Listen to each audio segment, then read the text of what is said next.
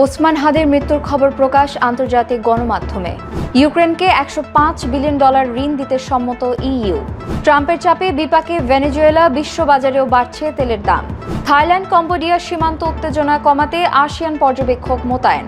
ইরানের সঙ্গে জড়িত 29 জাহাজে নতুন মার্কিন নিষেধাজ্ঞা। তাইওয়ানকে অস্ত্র দিলে আগুন নিয়ে খেলা হবে, যুক্তরাষ্ট্রকে চীনের হুঁশিয়ারি। বন্ডি হামলার পর অস্ত্র কেনাবেচা কর্মসূচি ঘোষণা অস্ট্রেলিয়ার। মিশরের সঙ্গে $35 বিলিয়ন গ্যাস চুক্তি ইসরায়েলের। বেলারুশে পারমাণবিক ক্ষেপণাস্ত্র মোতায়েন রাশিয়ার। যুদ্ধে প্রথমবারের মতো S-500 আকাশ প্রতিরক্ষা ব্যবস্থা মোতায়েন রাশিয়ার। সমুদ্র উপকূলে পাওয়া গ্যাস বিক্রি করে গাজা পুনর্গঠনের পরিকল্পনা যুক্তরাষ্ট্র, আরব আমিরাত ও ইসরায়েলের। বাংলাদেশের সহিংসতা ও ভিসা সেন্টার বন্ধে শশী থারুরের হতাশা। যুক্তরাষ্ট্রে বিমান বিধ্বস্ত, নিহত 7।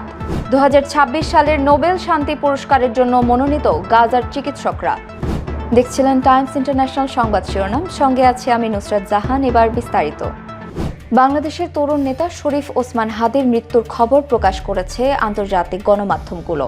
হাদির মৃত্যুর খবর দিয়েছে ব্রিটিশ বার্তা সংস্থা রয়টার্স। তার মৃত্যুর খবর আসার পর বাংলাদেশের বিভিন্ন জায়গায় বিক্ষোভ হয়েছে বলেও উল্লেখ করা হয় প্রতিবেদনে। সিঙ্গাপুরের পররাষ্ট্র মন্ত্রণালয়ের বিবৃতি উদ্ধৃত করে জানানো হয়, চিকিৎসকদের সর্বোচ্চ চেষ্টা সত্ত্বেও হাদিকে বাঁচানো যায়নি। জার্মান সংবাদ মাধ্যম ডয়চে ভেলে এক প্রতিবেদনে উল্লেখ করে, হাদি ভারতের একজন স্পষ্টভাষী সমালোচক ছিলেন। বিক্ষোভকারীরা হাদি হত্যাকারীদের গ্রেফতারের দাবি জানিয়েছেন। এদিকে কাতার ভিত্তিক সংবাদ মাধ্যম আল জাজিরা তার মৃত্যুর খবর প্রকাশ করে। এছাড়াও মার্কিন সংবাদ মাধ্যম CNN সহ CNA, Al Arabiya, the Sun Malaysia, the Dawn, Geo News ও এক্সপ্রেস ট্রিবিউন সহ পাকিস্তানের বিভিন্ন গণমাধ্যম এবং দ্য টেলিগ্রাফ, NDTVর মতো ভারতীয় অনেক সংবাদ মাধ্যম জানিয়েছে হাদির মৃত্যুর খবর। ইউক্রেনের সামরিক ও অর্থনৈতিক সংকট কাটাতে ইউরোপীয় ইউনিয়নের নেতারা $105 বিলিয়ন ঋণ দেওয়ার ঐতিহাসিক চুক্তিতে পৌঁছেছেন। ব্রাসেলসের সম্মেলনে একদিনের আলোচনার পর ইইউর সম্মিলিত বাজেটের গ্যারান্টিতে আগামী 2 বছরের জন্য এই সহায়তা নিশ্চিত করা হয়। রাশিয়ার 200 বিলিয়ন ইউরো জব্দকৃত সম্পদ ব্যবহারের আইনি ঝুঁকি নিয়ে মতভেদ থাকায় শেষ পর্যন্ত ঋণের পথে হাঁটে ইইউ। আগামী 2 বছরে ইউক্রেনের প্রয়োজন $135 বিলিয়ন। অন্যথায় ড্রোন উৎপাদন ব্যাহত হওয়ার সতর্কবার্তা দিয়েছেন জেলেনস্কি। এদিকে ফরাসি প্রেসিডেন্ট ম্যাক্রো পুতিনের সাথে পুনরায় ফলপ্রসূ সংলাপ শুরুর ইঙ্গিত দিয়েছেন। ভেনেজুয়েলার উপর মার্কিন প্রেসিডেন্ট ডোনাল্ড ট্রাম্পের তেল ট্যাঙ্কার অবরোধের নির্দেশে বিশ্ববাজারে তেলের দাম বৃদ্ধি পেয়েছে এবং দেশটির সাধারণ মানুষের মধ্যে চরম উদ্বেগ ছড়িয়ে পড়েছে। মাদক পাচারের অভিযোগে নেওয়া এই পদক্ষেপের ফলে কারাকাস ও ওয়াশিংটনের মধ্যকার উত্তেজনা এখন তুঙ্গে। এমন পরিস্থিতিতে জাতিসংঘ মহাসচিব অ্যান্টনিও গুতেরেস গভীর উদ্বেগ প্রকাশ করে উভয় পক্ষকে সংযম প্রদর্শনের আহ্বান জানিয়েছেন। এদিকে মিত্র দেশ রাশিয়া সতর্ক করে বলে, এই চাপ পরিস্থিতিকে আরও ভয়াবহ করতে পারে। সংঘাত এড়াতে ব্রাজিলের প্রেসিডেন্ট লুলা দা সিলভা ইতিমধ্যে 2 দেশের মধ্যে মধ্যস্থতার প্রস্তাব দিয়ে কূটনৈতিক তৎপরতা শুরু করেছেন। থাইল্যান্ড ও কম্বোডিয়ার সীমান্ত সংঘাত প্রশমনে আসিয়ান পর্যবেক্ষক দল মোতায়েনে সম্মত হয়েছে উভয় দেশ। মালয়েশিয়ার প্রধানমন্ত্রী আনোয়ার ইব্রাহিম জানিয়েছেন, আগামী 22 ডিসেম্বর কুয়ালালামপুরে আসিয়ান পররাষ্ট্র মন্ত্রীদের বৈঠকে তারা অংশ নেবে। 2 সপ্তাহের রক্তক্ষয়ী সংঘর্ষে বহু প্রাণহানির সত্ত্বেও হামলা অব্যাহত রয়েছে। বৃহস্পতিবার থাইল্যান্ড পয়পেটের একটি লজিস্টিক্স সেন্টারে বিমান হামলা চালায়।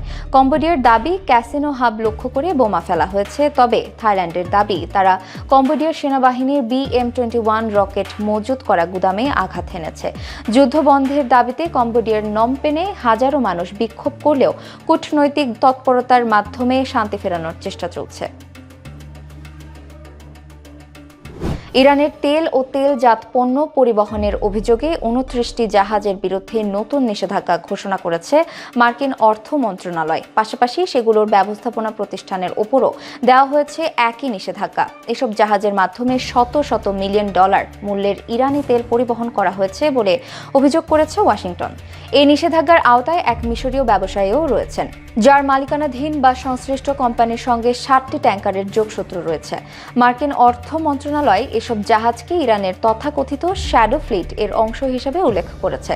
ট্রাম্প প্রশাসনের সময়ে এখন পর্যন্ত 180টিরও বেশি জাহাজে নিষেধাজ্ঞা দেওয়া হয়েছে। বিশেষজ্ঞদের মতে ইরানের তেলের প্রধান ক্রেতা চীন আমদানি বাড়িয়ে চলেছে, যা যুক্তরাষ্ট্রের জন্য উদ্বেগ তৈরি করছে।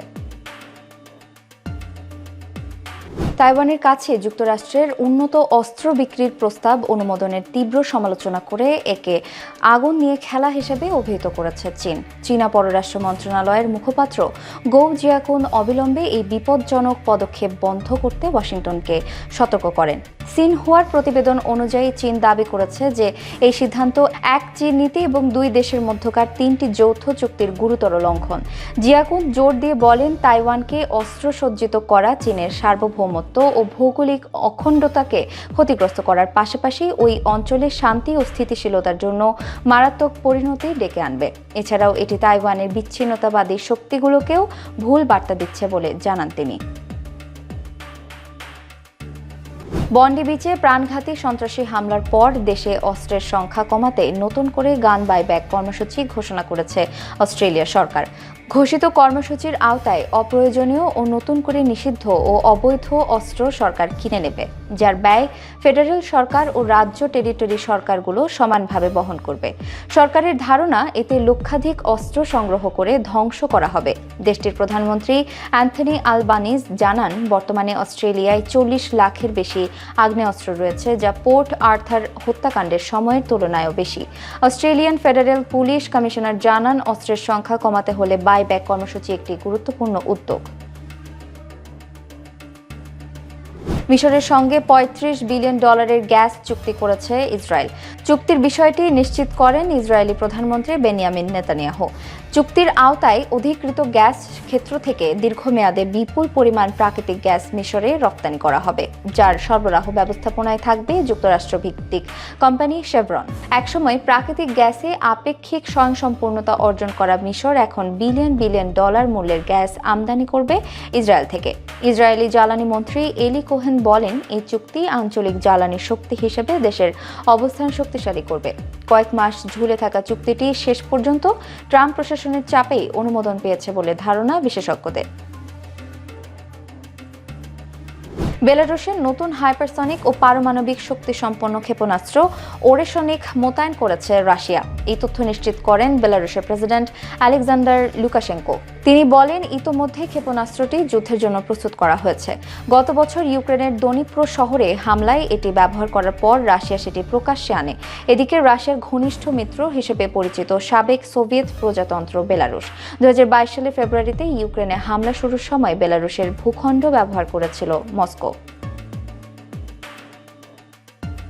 যুদ্ধে প্রথমবারের মতো তাদের সবথেকে উন্নত আকাশ প্রতিরক্ষা ব্যবস্থা S-500 যুদ্ধে মোতায়েন করেছে রাশিয়া। এর আগে এটি সামরিক বহরে থাকলেও যুদ্ধে ব্যবহৃত হয়নি। S-500 প্রমিথিউস একটি রুশ বিমান বিধ্বংসী ক্ষেপণাস্ত্র ব্যবস্থা। শত্রুপক্ষের সম্ভাব্য সব ধরনের বিমান ও মহাকাশ আক্রমণ প্রতিরোধে এটি তৈরি করা হয়। সিস্টেমটির পূর্ণ প্রযুক্তিগত ক্ষমতা এখনও আনুষ্ঠানিকভাবে প্রকাশ করা হয়নি, তবে S-500 এমনভাবে এখনও আপগ্রেড করা হচ্ছে যাতে এটি পরবর্তী প্রায় 25 বছর যুদ্ধে কার্যকর থাকে। এই সিস্টেমটি 2000 থেকে 2020 সালের মধ্যে S-400 Triumf air defence system এবং অন্যান্য পূর্ববর্তী প্রজন্মের সিস্টেমের পরিপূরক হিসেবে তৈরি করা হয়। গাজার সমুদ্রবর্তী গ্যাস ক্ষেত্র থেকে প্রাপ্ত লভ্যাংশ ধ্বংসপ্রাপ্ত এই উপত্যকার পুনর্গঠন কাজে ব্যয় করা হবে। এ বিষয়ে আলোচনা করছে যুক্তরাষ্ট্র, ইসরায়েল এবং সংযুক্ত আরব আমিরাত। প্রস্তাব অনুযায়ী আবুধাবি ন্যাশনাল অয়েল কোম্পানি গাজার ব্যবহারবিহীন গ্যাস ক্ষেত্রের অংশীদার হবে এবং সেখান থেকে প্রাপ্ত অর্থ পুনর্গঠন কাজে ব্যয় করা হবে। 2000 সালে আবিষ্কৃত এই গ্যাস ক্ষেত্র ফিলিস্তিনি কর্তৃপক্ষ এবং কনসলিডেটেড কন্ট্রাক্টস কোম্পানির মালিকানাধীন। গাজার পূর্ণ পুনর্গঠন খরচ অনেক বেশি, প্রায় $7,000 কোটি। তবে যুক্তরাষ্ট্র এবং ইসরায়েল এই উপত্যকাটিকে সম্পূর্ণরূপে পুনর্নির্মাণের ধারের কাছেও নেই। এদিকে কাতার ও সৌদি আরব তহবিল প্রদানে অনাগ্রহ প্রকাশ করায় সংযুক্ত আরব আমিরাতে প্রধান উপসাগরীয় অংশীদার হিসেবে গাজার পুনর্গঠনে নেতৃত্ব দিচ্ছে। বাংলাদেশে চলমান সহিংসতার জেরে দুটি ভারতীয় ভিসা সেন্টার বন্ধ হয়ে যাওয়ায় গভীর হতাশা প্রকাশ করেছেন ভারতের কংগ্রেস সাংসদ শশী থারুর। বাংলাদেশের সংবাদ সংস্থা পিটিআইকে দেওয়া সাক্ষাৎকারে তিনি জানান, সংসদীয় কমিটি দ্বিপাক্ষিক সম্পর্ক স্থিতিশীল করতে সরকারকে পরামর্শ দিলেও বর্তমান পরিস্থিতিতে বাংলাদেশের ভিসা দেওয়ার আরও কঠিন হয়ে পড়েছে।